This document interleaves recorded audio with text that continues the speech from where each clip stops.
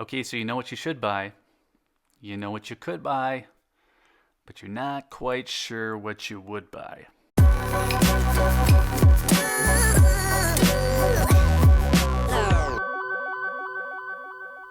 Okay, so I put together a Gold 101 Introduction to Buying Gold video for people just getting into buying gold. And in that video, I gave a comprehensive look at the basic information a person would need to be able to buy gold comfortably. But I only talked about buying. And since the implications that come with selling are the biggest considerations for what we should be buying in the first place, I wanted to talk a bit more about that side of things as well. So in this one, we're going to pick back up and we're going to look at a few more well-known gold coins, and then we're going to talk a little bit about selling. And that's when all this should come together and my recommendations should make a little bit more sense. So if you're new to gold, I'd still say you should start with that video. And then if you're not, I'll just say that this video is like the last. It's not meant to tell anyone that whatever it is they're doing is wrong in any way. If you already have a plan that works for you, fantastic. Whether you're new or not, it's your money at the end of the day, so you can do whatever you want. Unless your significant other tells you you can't. Then be careful. So in part one of that earlier video, I told you the best gold coins to buy in the United States are the American Gold Eagle and the American Buffalo. And nothing has changed there. The American Gold Eagle is the most popular coin in the United States. But if you want a 24 karat gold coin, the Buffalo is still a great option. If you're looking for something else though, there are a number of well-known coins, and if you aren't expecting a near-term sale or trying to sell a lot at any single time or concerned about selling in person for cash, then you have quite a few options. Now this next tier of popular coins are going to be well recognized and easy to sell at the local coin shop. You just won't get as much for them as you would for an American Gold Eagle or an American Buffalo. They'll also be harder to find in person, but if you're buying them online, you can expect to find them for a slightly lower premium than the Eagles or the Buffaloes. And these coins are going to include options like the Canadian Maple Leaf, the South African Krugerrand, the Austrian Philharmonic, the British Britannia, the Australian Kangaroo, the Mexican Libertad, and probably the Chinese Gold Panda as well. Now we could potentially widen the lens even further and look at the secondary coins from those mints or series coins. And those mints are going to be the US Mint, the Royal Canadian Mint, the Royal Mint, the Perth Mint, and a few others. But it is hard to know if the local coin shops are going to have preferences. I know a few who don't like pandas, for instance. So here are a few examples of those secondary coins. This is a double dragon from the Perth Mint. It's a fantastic coin from a fantastic mint, but it's not going to be as well known as the Kangaroo that comes from the same mint. And then this American Liberty 225th anniversary gold coin is another good example. It comes from the US Mint, of course, but it's not nearly as well known as, say, the Buffalo or the Eagle. It's a gorgeous coin, and I have a lot of the same options to sell it, but I know that if I'm going to sell it in person at the local coin shop, I will get less for this coin than I would for the Eagle or the Buffalo. Now in this video, I'm not going to go very far into this, but for the sake of discussion, if you're willing to stray a little bit further from the most widely recognized or desired coins, then you're going to find a lot of options at lower premium. These are going to be coins like the British sovereigns or the 20 francs roosters or ducats or a lot of the old European coins. It also includes things like pesos. Now I don't have any of these coins in front of me right now simply because I've had a bad experience trying to sell them in the past. They are a lot harder to sell in a person-to-person cash sale. And the owner of my primary local coin shop that I go to complains about them loudly enough that I wonder if he's had some kind of old battle trauma with them. You will hear a lot of people recommend them though, and if you have an Instagram account with a huge following and you're able to sell them very quickly, or you're super comfortable with eBay, then by all means, take that advice as well. But if you're not sure about those options and you want to sell at a local coin shop, you should know that they'll all pay spot plus a small premium for the Eagles and the Buffaloes. They'll pay close to spot for the secondary options I mentioned. And then when you get down to this last tier that we were just talking about, they might pay 94 to 95% of spot for coins like roosters or pesos. But the bigger issue that I've found is that I've actually had shops politely decline to buy those coins from me in the past. So selling them took a few months, whereas selling Eagles took an hour. That includes drive time. So I'm going to get more into selling in a minute. Whatever you decide on though, make sure to consider that if you plan to continue buying over time, any decision that you make is going to multiply the ease or friction that you'll run into in the event of a sale. So if you just plan to buy a few coins and put them away, it might not be as big of a consideration. But if you find yourself amassing 10 ounces of roosters, for instance, well, that's going to become a factor. A few other categories that I'll just mention briefly here are generic bars, pre-33 gold, and collectibles. Bars typically have a low premium, but they limit your selling options since most buyers will need to have them verified. Now, I'm not going to say a whole lot more about them here because they're just not part of my personal buying plan. I would recommend that you call a few local coin shops and ask for their opinion before buying them yourself, because I know each of the shops that I use recommend against them. On the other side of the premium scale are collectible pieces, and this is simply too broad a category to cover in a wide-angle video. I would only say that you should be very careful buying high-premium collectible pieces if you don't have experience selling them. And then pre-33 US gold coins fit somewhere in between.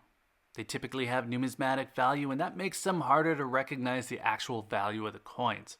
So in other words, it's easier to get a bad deal unless you know exactly what to look for.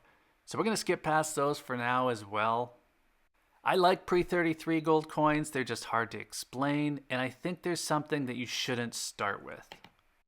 Now, in part 3 of my Gold 101 video, I talked a fair amount about where to buy. And if you're buying in person, I'd always recommend starting with a local coin shop. That's if you have one available.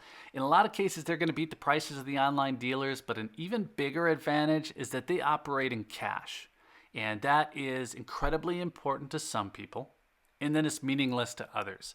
I'll just make the point that if you want a private purchase, your local coin shop is one of the very few ways that you're going to be able to get it. Now, 10 years ago, the local coin shop was far and away the best place to go. Today, that's starting to change as more and more people are going online. So in that same section of that video, I also talked a little bit about buying online, and I mentioned 2 online bullion dealers, AppMex and SD Bullion. But there are all kinds of sites, and each of them have varying prices and availability. So there are other tools out there that will help you find the deals on each of the sites. And I'm going to link to findbullionprices.com. So as of right now, as of the time of filming this video, that gives you a really good price check between a bunch of different sites, and I like to use it before I buy. But I do like to buy from the gold dealers that I'm familiar with, if at all possible. And that gets less concerning as the purchases get smaller, of course. So if I was buying something like silver, I'd be even less concerned. I'd be looking on Instagram and other peer-to-peer communities. But with gold, I don't want to mess around. I don't want the potential problems with those communities, and I certainly don't want the anxiety. Here again, I'll just say it really comes down to your experience. If you have been buying and selling on eBay, by all means continue. If you have an outlet on Instagram and you've built relationships and you can buy there as well, by all means go for it. But if you're new to gold, I think we can probably assume that you don't have those relationships, you don't have that experience working with people over Instagram or Reddit or wherever, and you're probably going to be looking at the more traditional places to buy gold. And that also means that you're going to be looking at the more traditional places to sell gold. And that's our segue to talk about selling. Now, our traditional options are going to be the local coin shop or any of the local places that we sell gold, the pawn shops, etc.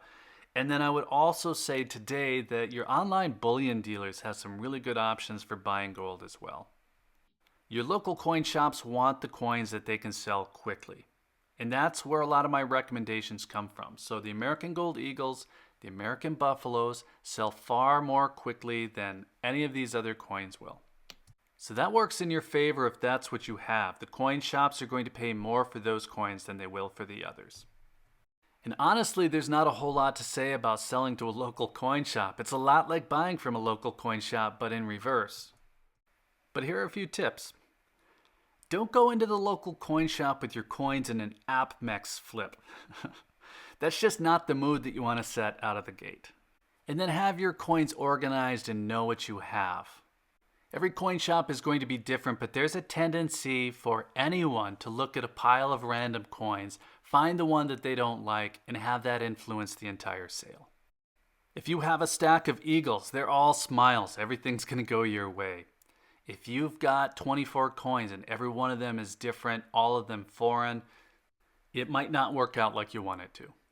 So sometimes if you have that kind of pile, or even if you do have the eagles and you just want some other options, maybe the local coin shops aren't close to you. The online bullion dealers have some really great options on buying back gold. I would say just go to AppMex and look at their buyback program. Call them up even. Get some ideas on what they'll give just to get familiar with the program.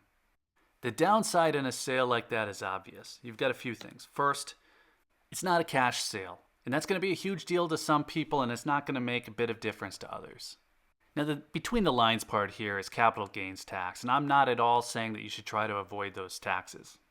But historically, I'd say it's pretty safe to say that that's the reason a lot of people like local cash sales. And the other downsides are time and comfort, and it's going to vary from person to person, but you have to ship your gold, and it's going to be out of your hands for a while. And if you want to get into cowboy territory, you're looking at lots of other options like eBay, Reddit, Instagram or Facebook, even Craigslist. So when people tell you you'll get your premium back on anything you buy, they're talking about selling on places like eBay or Reddit, Instagram, whatever. And they're saying they'll get the premium back. That doesn't necessarily mean that you'll get your premium back, because a lot of people are going to be comfortable selling on eBay and others aren't. Now, I've had two big issues where I've sent gold coins and the buyer said that they didn't receive those coins. It was a total scam, and it was a nightmare trying to undo that. So as you think through those options that you'll have to sell a coin, it starts to become a lot more clear what coins you should buy in the first place, because some of those options are going to put you in a place where you're going to have to sell on eBay and take a little more risk. And if you don't mind that, well, those roosters and those ducats are pretty cool coins with very low premium. But if you do mind and you don't want to mess around with the sale, well, then you should be looking higher up that ladder of popularity. Things are changing. It's getting easier and easier to buy online, and the online bullion dealers are getting to be more and more of the traditional place to buy. And as more and more people buy online and don't have that crabby local coin shop owner yelling at you for making bad decisions, you're going to see more variety. I personally still recommend staying at the very top of that ladder. I like the Buffaloes, I like the Eagles, and then the coins that I buy outside of that are going to be a lot more rare for me. But if I see something like this 2021 Gold Britannia and it has a very low premium like this one did, I'm going to be able to consider it because I understand what my options for selling it are. And I think as you better understand your options for selling, well, it opens up new possibilities for what you can buy. And I felt like that was an angle that just wasn't covered in my Gold 101 video. So I hope this helps round out that advice and gives you a little bit more to think about. Again, I'll include some links to that video so you can check it out if you haven't already. Either way though, I appreciate your time. Thanks for watching. Take care.